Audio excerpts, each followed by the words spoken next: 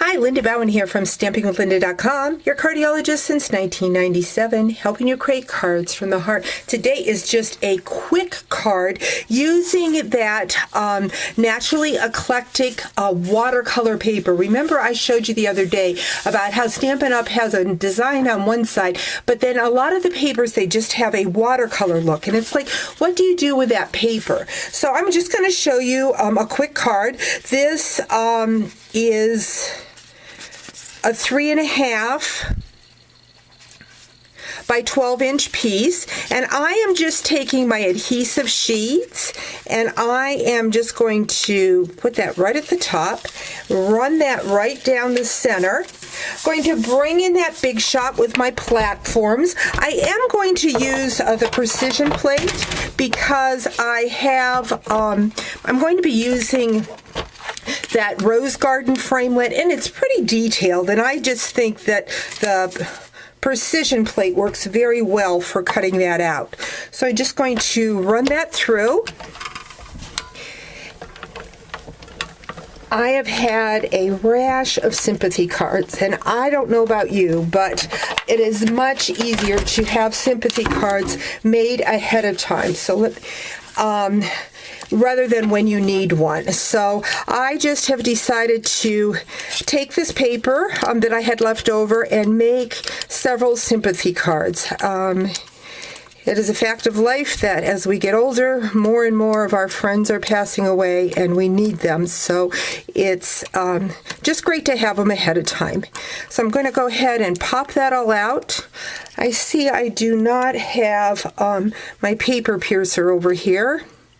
So I'm just using my scissors. This is very fine die.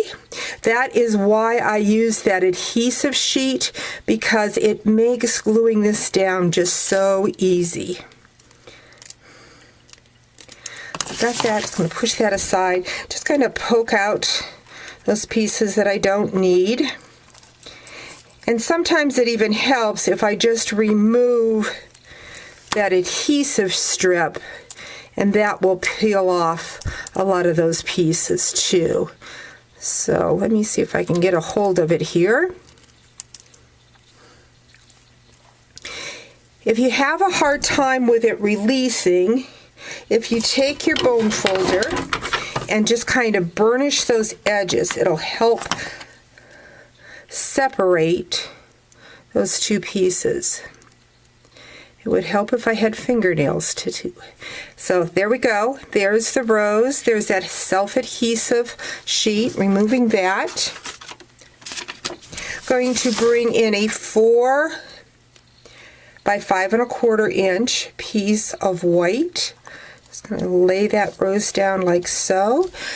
I am going to use the Sympathy. This is from the Rose Wonder stamps that matches this framelit.